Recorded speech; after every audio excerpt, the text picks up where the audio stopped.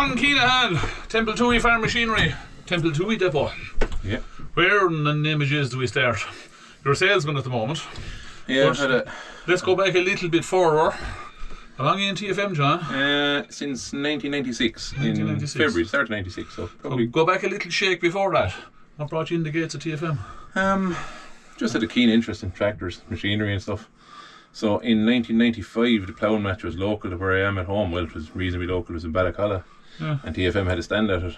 And I just went down and sort of pestered Pat Delaney from that day on about an apprenticeship, and he kept telling me there'd be something coming up, but it wasn't straight away. So I had done my leaving cert, and I worked with a neighbour on his farm from the time I left school until February, and I started here in February 1996. Okay. You went on doing your training, of course, through FOSS that time? Yeah, through FOSS. Went to Waterford for 6 months and Tralee then for 2-3 month stretches, and obviously on the job training here in the meantime. Okay. So, How long did you give in the spanners? About 20 years in total. Until still at them, says you?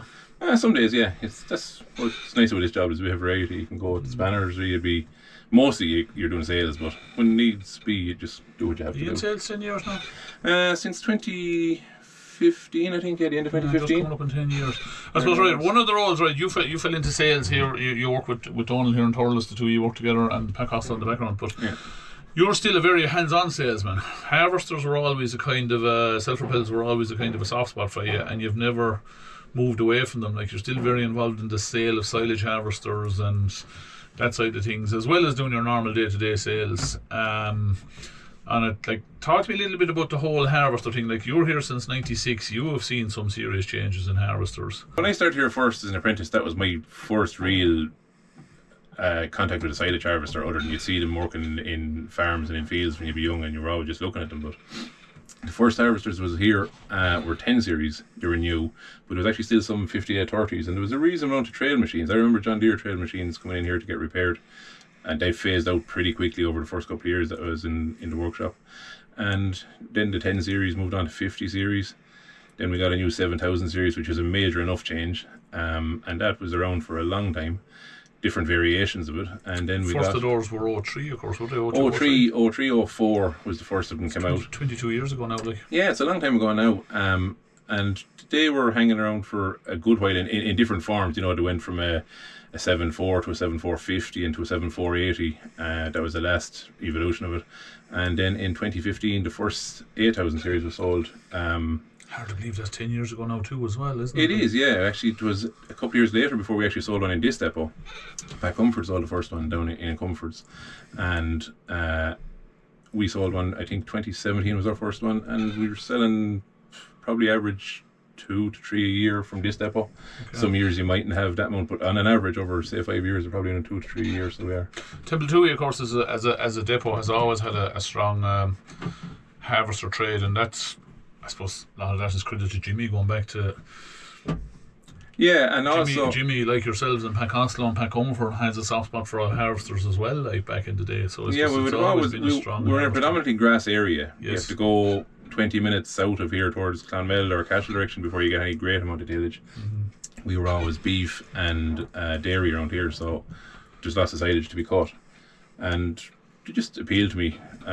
Just the buzz of working in them, going out into the fields after them breakdowns and things, it was always something different as a challenge. It was interesting. I just liked it, and that followed through into sales. I enjoy demonstrating the harvesters and selling them. You talk about the harvesters there now, and we go back, we start with the trailed harvesters. Like, I wouldn't be wicked familiar with a John Deere trailed harvester, but like, you're probably talking at that stage something like putting 120 horsepower into a trailed harvester would they have been a flywheel machine, or were they a drum type machine? No, they were a drum type machine, the John Deere was, and yeah, you would have had very back in the day. Very similar to the JF in its way. Similar enough, yeah.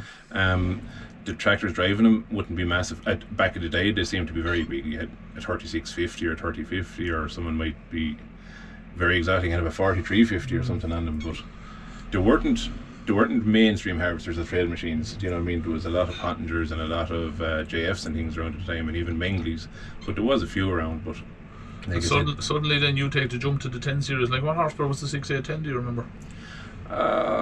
380 horsepower or something like that. It was some jump, wasn't it? It was huge, so it was. It was a completely different ball game. Fellas, I suppose at that time were kind of taking out 2 trailed harvesters for 1 self-propelled in a lot of scenarios, were they? Well, they were definitely doubling their output anyway with the self-propelled, so they were. And they were pretty reliable straight away from the off. The 10 series, first year they're out, there was a lot of modifications done for the second year, but they remained pretty much the same machine right up to 02. They didn't change very much. There was updates and things on them, but the basic machine, when it went from a 10 series to a 50 series, didn't radically change. It was similar enough. The main changes when we went to 7. I suppose one of the biggest things we had to deal with in this country is what we call wet forage. Yeah. Like all those harvesters were originally like 5830s and things. They were already developed for maize climates and dry grass at the time, weren't they? Like, and suddenly you were into the Irish and English market and the way a Welsh market where wet grass was a concept. Yeah, that the predominantly Germans and the Americans were struggling with, like, you know, this type of forage that we were dealing with here, like, which soaked power, you know, if you got a bad year and if it was happened to be wet, climate was bad, then big heavy crops, lads traditionally cut silage, then you cut it once a year and you cut enough to do you for the year, like, so there was all bulk. Back then it was all the things that would test any machine, like people weren't as fussy back then about quality. It was more quantity than quality. It's in more recent times people are going for lighter cuts and more of them because they're really focused on quality. But yeah, the machines were predominantly, I'd say, designed for Europe and for large amounts of maize, and it just so happened to cut grass also. And there was some modifications or, you know, some differences. You'd have grass knives or maize knives, and they worked well enough, but it was a tested environment. And John Deere traditionally would test their grass equipment in Southern Ireland a lot, and sometimes in the UK and New Zealand, because they're just the heaviest crops if you get around the world. And like, we would have very heavy crops of grass compared to any of mainland Europe that is doing grass. But it is, like I said, mostly maize to be used for in Europe. Well, we move along then through the 10 series up through the 50 series, which didn't really change an awful lot on horsepower. And as you said, then we start into the 7000 series. We're suddenly into a common rail engine type machine, big changes in the cab, and your 7400 would have been a very, very popular machine. Like, what kind of horsepower are we talking about at that stage? I think 74 was around 475. I think now they changed so many things through the years.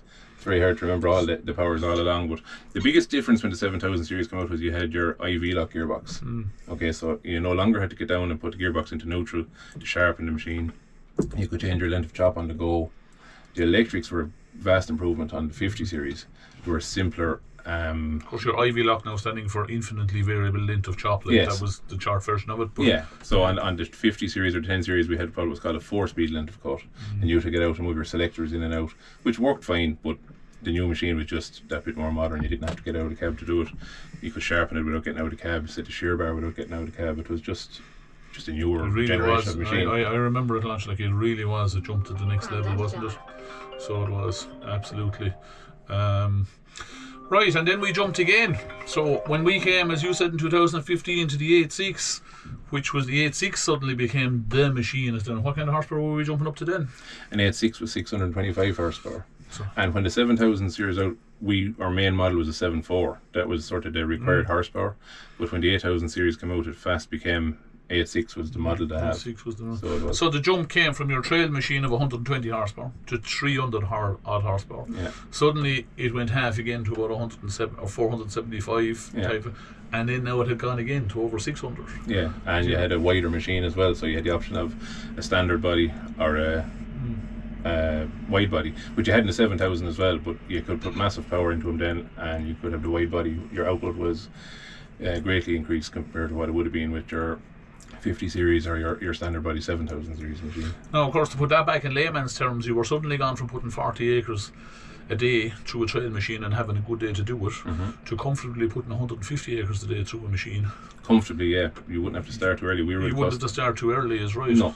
We were with a customer yesterday. He was one of the latest generations 9000 series harvesters, and last Sunday they put away 240 acres.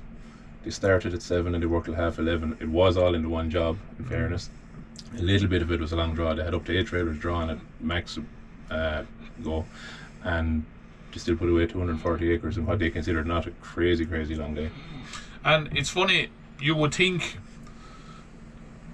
that should have increased acreage for an awful lot of contractors, but the reality of it is the acreage for an awful lot of contractors didn't grow that much. What happened was the season got condensed. Would you agree with that statement? That we're suddenly down now. The average season for most lads is 13 or 14 days. Yeah, that would be your peak where they're going day after day, job after job. It's really shortened compared to what it was, say, even 10 years ago. Everyone wants to cut their silage. The dairy farmers in particular want to cut their silage in that one window of 15th of May onwards for that 5-6 days, and there's an awful lot of it to put in those days. So like you said, they're not getting any more acres maybe out having the bigger machine, but they can get through their work in a shorter time frame. So that's probably all those factors, of course, driven by things out of our control. Climate obviously has changed some amount in the 30 years. Your grass varieties and qualities, the needs of, I suppose, of the animal and the type of business that the farmer is running, of what he needs out of grass. It's no longer about a buffer feed or a bulk feed to have there for the winter. Like, it is about being able to produce milk and things as good off it, and fattened cattle as good off it as you could grass on the stem. Like, completely. And that's why we have Harvest Lab and the Harvesters, which is it's gaining popularity, or people are getting more interested in it all the time. That's a sensor that's on the chute. It's an NIR sensor, near infrared. It's able to take readings of all the constituents in the grass, so it can measure your fibre, protein, ash, ADF, NDF, sugars, dry matter. Obviously it weighs, it knows what weight of silage you've gone in. That's basic enough on it, but it can tell all those other things in real time. So if you're putting inoculant on your grass, you can put it on as the dry matter changes or as the constituents change. You can have your inoculant set to automatically up or raise or lower its rate as you're on the go, so you're getting real time change on it. Also then, when you know what you have in the pit, this can be given to the customer either digitally, or you can print it out and give it to them. They know what they might need then in the likes of rations and things to complement their grass. So it's the information we can give to customers, or you can get from that system, is very good. It's bordering on what a nutritionist would give you on the same in the same idea. Right. Okay, little bit of curveball for you, because you've done a lot of changes, and for those people that don't know, you've changed role again a little bit in the last 2 or 3 years here in so as well as being a salesman here and being involved in Harvesters, you're also now the depot manager here in Thurles. So the first part of the question is, what next for John Kinahan? Do you see yourself staying in the machinery trade to the bitter end? Sure, at this stage I don't know much else, do you know what I mean? So yeah, I like it. I like doing what I do. Every day is different. Like I said, there's a bit of variety. There's challenges, but it's all good. You know, you're meeting people, you're driving machines, you're demonstrating stuff, you're inside in the workshop with young guys that are coming through as apprentices, and you're trying to show them little bits and pieces and bring them on with you. And it's just nice to see people developing, you know what I mean? There's a particular buzz to be got out of showing a young lad how to do something, isn't it? If he shows you a little bit of interest, you get that vibe back off him that this lad, you're not just showing this lad and he's kind of going, he's actually kind of genuinely wants to know. And there's a great kick out of it, isn't it? I see it myself there. There is, because when they come to you with a question, hey, do you ever do this before? And you can show him, and you know he genuinely wants to know. Yeah, if you explain it properly, it just goes back to when I was an apprentice inside, and Pat Delaney or Eugene Murray or Pat Costello, who is now the group sales manager, he was a mechanic when I was there first. A lot of us came through the workshops to the stages we're at now, but it's just nice to be able to just go in and work and just show them stuff, because we appreciated when we were in the workshop, and it's nice to be showing stuff and learn stuff. And if you have a good interest in it, you'll want to learn anyway. You know. You will. Second last question. That was meant to be the second last one, but I must have thinking of a third one. Biggest obstacle you see to the trade going forward, John, the next 5 to 10 years? I won't say an obstacle. Biggest challenge, I suppose, you see in it. To the trade or to farming, really? I suppose a bit of both. Yeah, a bit of both. The availability of help is a problem, both for us as a dealership and for farmers. It's not always easy to get staff or to get help when you need it. Yeah, labour seems to be the one that's going to define where every business goes.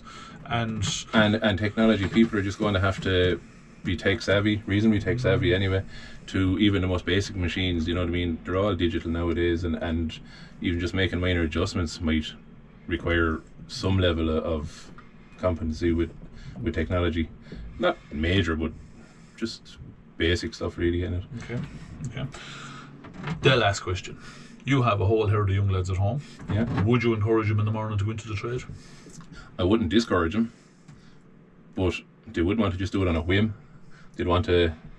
What I would say to anyone here, we take in people as apprentices. You can look at their CVs all day long. They can look at your premises all day long and say they'd love to work there. You can talk to them in interview for hours and hours, but really what we do is we get them to come. We put them through a 6-month trial to see is it right for them or for us. And if after that they're still happy with it, I would completely encourage them to do it. If it's for you, it's for you, and if it's not, it's not. So in them 6 months, we usually get an idea of whether that person is right for the job, and they know themselves if the job is right for them. So you'll find with young lads, won't you, at that stage, and even girls, we have a lot of girls starting to come to work in the place. They tend to figure it out themselves, don't they? It's a kind of a trade, as you said, if it's for you, it's for you. It's very rare you have to tell a lad that this is not for you.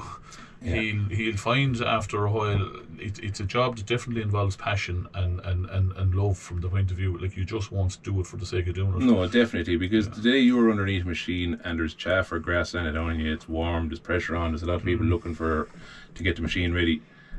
If it's not for you, you're not going to stay doing it. But if you're genuinely interested and you get a buzz out of that, you don't see it as being that big a problem. You just get through it and you work away with it. Okay. John Kinahan, TFM, thank you very much. No problem. Thank you, Dave.